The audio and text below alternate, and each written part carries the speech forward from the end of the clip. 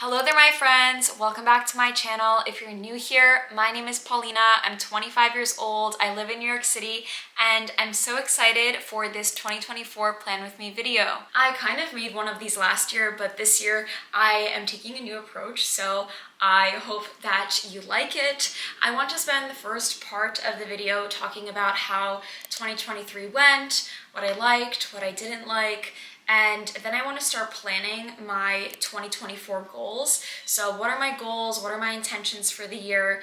And then finally, I want to spend the last part of my video talking about how am I actually going to work and achieve those 2024 goals using this doodle planner by Amanda Rach Lee. My first time using it, this is my first year using it. I was inspired by Jenna Hong, and I am excited to see what the year brings me when I use this planner to actually work towards my goals. I'm filming this on Saturday, January 6th. I have a cup of tea. It's kind of gloomy outside, so it's the perfect weather to just be inside, spend some time thinking about what your intentions for the year are actually going to look like. What are the things that you want for yourself this year? What are the expectations that you want to set for the life that you want to live? And I'm really a believer in doing small actions every single day to eventually get you to the life that you desire or that you want. I think that we are a culmination of the people around us, the things that we do. And so by putting a little bit of time every single day into becoming your best self, that's actually how you get there. Okay, so let's talk about 2023 reflections. All in all, I would say that 2023 was a really good year. I traveled a ton. I went to Montana, to Ecuador, to California, to Italy. I traveled to Colorado at the end of the year, and I'm really lucky and grateful to have gone on those trips with my close friends and family. Travel is something that is really important to me. I love seeing new places, exploring new cultures, and I'm really grateful for the trips that I took. And I definitely think that I made it a priority in 2023 to travel. It's something that brings me rest and relaxation, even in the moment when maybe traveling is something where you have to do a lot of planning. You have to be ready for the fact that you might not be home for a couple of days. It's something that for me, when I come back, I feel fully recharged and excited to take on my daily routine. So travel is something that I did in 2023 and is definitely something that I would want to continue in 2024. In terms of health and wellness, I finally began seeing working out as something that is part of the me time and not necessarily a chore to do. I found that, cardio and HIIT workouts are something that I really enjoy, and maybe yoga and Pilates, while I did them, is not something that I find myself doing regularly, and that's okay. Those are just the preference and the kinds of workouts that I do. I like those high intensity exercises where even for 45 minutes, I'm sweating a lot. I think working out is an amazing stress reliever. In 2023, I knew that I wanted to grow my YouTube channel, but I didn't want to put pressure on myself to post weekly. I find that I'm somebody who wants my videos to look and feel a certain way, and if I need to sit on a video for a couple of days just to rewatch it, to make some final edits before posting it, it's okay if I don't post weekly. Maybe that means that I'll grow on YouTube a little bit slower, but that's personally what is most true and authentic to me, and that's okay. Sometimes I wanted to take those extra days to change the colors, the fonts, the editing slightly, change up the music at the last second, because really for me, YouTube is a creative outlook, and I really want to put videos out in the world that I'm proud of, that I think that you will find value from. And it's okay if I'm not somebody who posts on a regular basis, at least for now. I am trying to be a little bit more regular in my posting, but I also want to put quality content out there, and if that means sitting on the video for a little bit longer, I'm okay with that. I also don't want to pressure myself to put out videos on unrealistic deadlines, because I do have a full-time job and YouTube is an amazing hobby for me, and I want to be true to myself. Rest is important, prioritizing rest in 2024, and it's okay. It's okay to do things that are best for you as long as you're incrementally working towards the goals that you have set for yourself. All right, so this is the page that I used to take a look at my 2023. I'm not somebody that uses Notion very regularly. I like to have my goals listed out on the page, but I definitely am somebody who just uses OneNote or writes down my to-dos, and having my goals in one place is just something fun to refer back to. But it's not necessarily where I go to track my everyday tasks. It's just good to have it all in one place, that when I do look at this page every couple of weeks, I'm reminded about what my priorities should be for the year. So let's take some time just to think about it. In terms of 2023, I wanted to focus on myself, my relationships, and my surroundings. I split up my goals into personal, wellness, and growth. And I also had some additional goals here in the goals dump that I just had added throughout the year because I thought that they would be pertinent to the life that I wanted to create for myself. In terms of personal plans with family and friends, this is something that I definitely focused on in 2023. I made an effort, any free time that I had, to spend time with friends and family and loved ones, and I find that it really energizes me. And let me know in the comments if that's something that you love doing too. In terms of hosting holiday dinner in the apartment, definitely had that. My partner and I had our family and friends over on multiple occasions and just cooked dinner for them, and it's something that I want to continue in the year ahead. Sleeping by 11 on weeknights, I did this sometimes and probably did it more so towards the end of the year. I'm going to check it off, but I'm definitely going to leave this one as a goal that I have set for myself for the year ahead. I want to spend less time on my phone before bed, and especially I definitely don't want to watch short-term content like Instagram Reels. I don't have TikTok on my phone, but I spend way too much time on Instagram Reels before bed, and then my mind is racing. Instagram Reels is great for inspiration, but it is not good right before bed. So I definitely will have that off of my phone, go to bed earlier, and will read before bed. I read before bed this year on my Kindle, and I found that when I just put my phone away after I had set my alarm for the next morning and I read a couple of pages, I just slept so much more soundly. So in terms of wellness, one of the goals that I had set for myself is 200 active minutes on Fitbit per week. So I have a Fitbit, some people have an Apple Watch or a Samsung Watch, and I love my Fitbit. I've had one since high school, and my Fitbit tracks my heart rate, my steps, the distance that I've walked, the calories that I've burned throughout the day, and I really like it because it's not too technology heavy. It really just tracks those things. I don't get messages or anything on my Fitbit. I think there's a feature that you can do that, but I check my phone often enough. I don't need that on my smartwatch, but I do like it to track my workouts. So active minutes on Fitbit are any sort of movement or activities where your heart is pumping and you are moving. So the higher that your heart rate is, maybe if you're doing a high intensity exercise like running, you will get more active minutes for every 1 minute of work or 1 minute of exercise. So I like it that you can also see, where your heart rate was higher when you were exercising throughout the day versus when your heart rate isn't as fast. So you might get less active minutes, but I like seeing those stats throughout the day. And I also have a Fitbit app on my phone that's free, that syncs with my watch, so I can see how many active minutes I've had per week. Fitbit recommends 150 active minutes of moderate activity per week, so I thought that I would challenge myself this year with 200 active Fitbit minutes, and that is something that I definitely think on average I achieved this year. Running or lifting 4 to 5 times per week, I definitely think I did that, some days more than others, but lifting was a core part of what I wanted to work on this year, just to lift heavier and lift in general. I find that muscle building is really important, it's energizing, and it's good for your body, so I want to continue more of that next year. Incorporating more vegetables into breakfast, I think more consciously I have continued to do that. For example, this morning I had an egg salad sandwich and I added a couple cucumbers and lettuce onto my egg salad sandwich, and I would say that's a step in the positive direction, so I want to do more of that.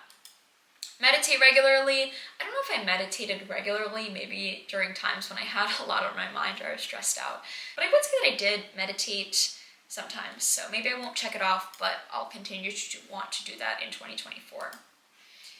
Intro to Python course, I did not do that this year.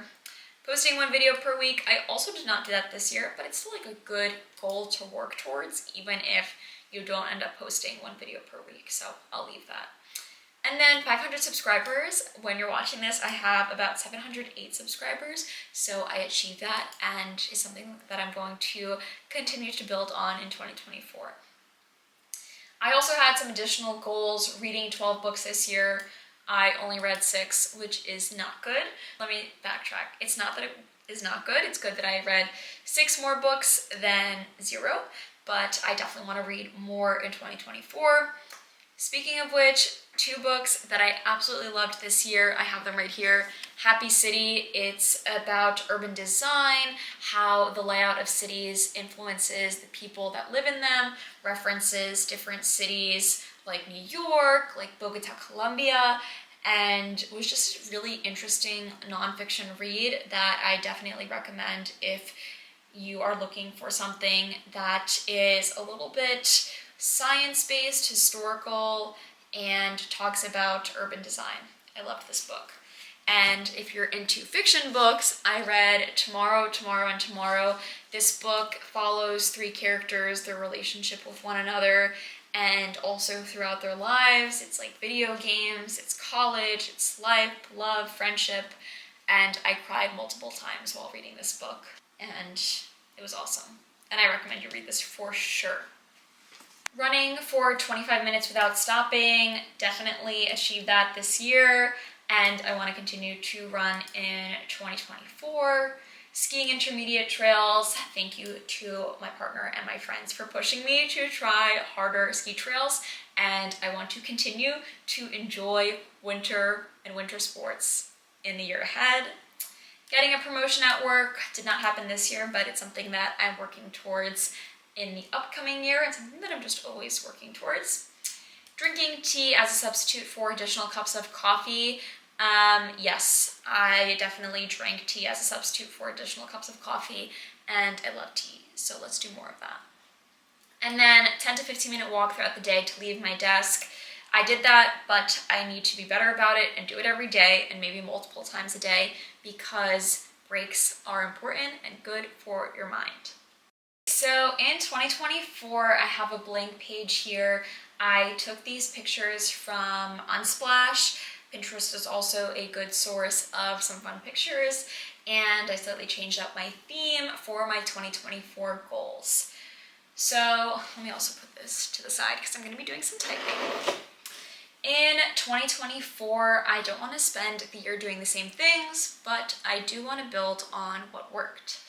So I have my 2023 goals here on my screen, and I'm probably going to just modify them slightly, but I want to just continue doing what went well in 2023. So in 2024, I want to continue to prioritize family and friends and loved ones. Definitely is something that is very high on my list, to call my friends more often and to call my family more often and just to see them and spend more time with them. Next, hosting dinners in the apartment. I would say that I want to host 1 dinner a month in our apartment. I love to cook for my loved ones, and I think that cooking a meal and just having people over is always fun. I personally do like going to restaurants, but there's something to be said about having your close people cook for you, and it's often even more tasty and maybe less expensive, and you're in the comfort of your own home or your friend's home, so I want to prioritize that in 2024 as well. One of my other goals was to sleep by 11 on weeknights. Yes, let's definitely write that down. Want to do more of that for sure. Let's say no Instagram reels before sleep. Yes, and read before sleep. Even if that's articles on my phone or just books on my Kindle, I think that's a step in the right direction.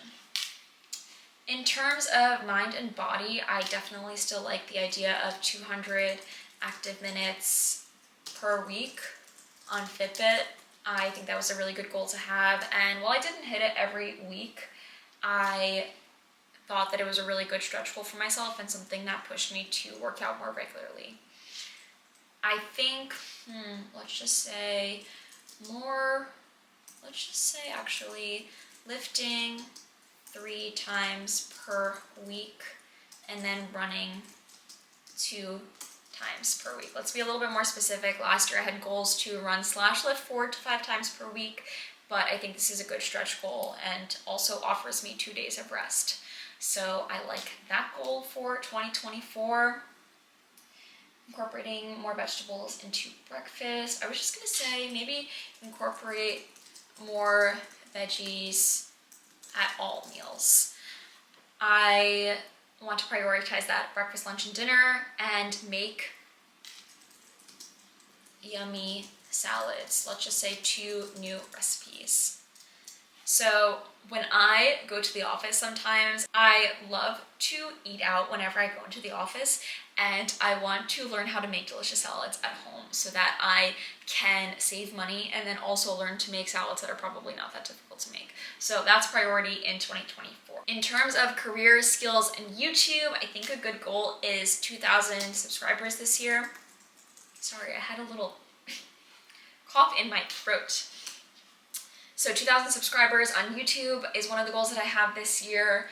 I would say, I don't know, just more creative videos. 1 plan with me video. 1 reading video. Maybe those are 2 goals of videos that I want to make. And I think that's pretty good. In terms of a goals dump, let's think about if there's anything else that I'm missing. Oh, one thing that I'll add here is reading 8 books this year. I think that's a good goal to have. And then let's add over here to run for 30 minutes without stopping. I think that's pretty solid. Let's leave it at that for now. I think these are goals that emulate the kind of life that I want to live in 2024. And now that we're taking a look at this, let me know if any of these goals are ones that you also have set for yourself in 2024. I would love to hear your thoughts on what you want your 2024 to look like and whether any of your 2024 goals overlap with mine. So finally, what I want to talk about is this doodle planner.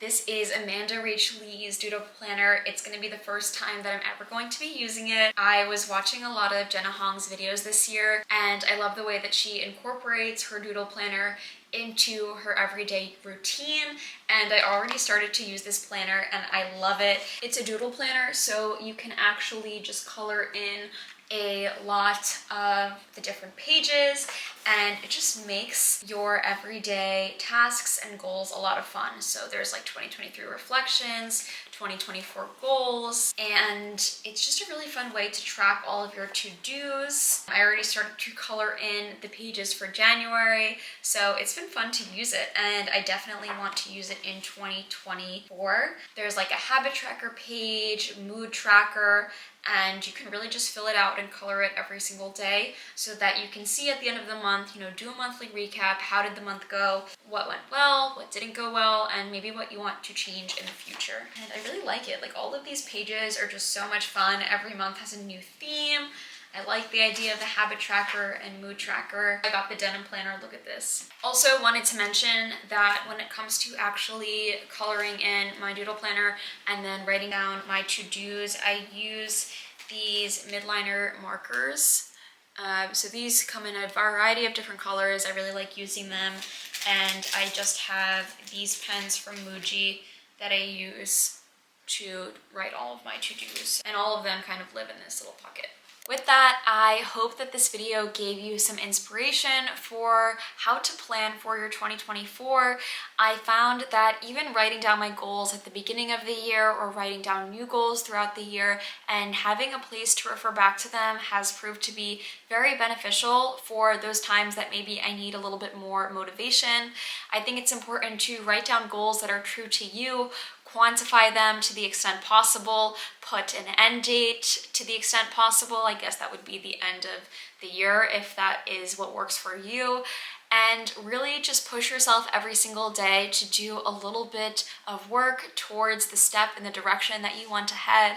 I find that that's kind of what I try to do every single day. That is what propels me forward. That is what propels me to strive and to be my best self. I hope that you enjoyed this video, and if you like videos like this, be sure to let me know in the comments. Thank you so much for watching, and I'll see you in the next one.